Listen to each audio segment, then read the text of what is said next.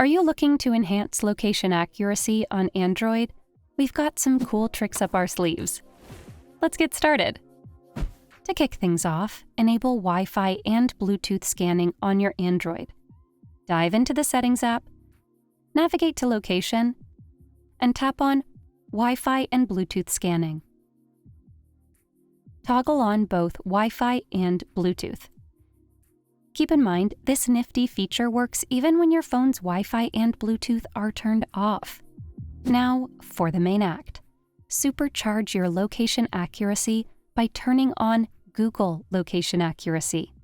Head to the Settings app, go to Location, and tap on Google Location Accuracy. Enable Improve Location Accuracy.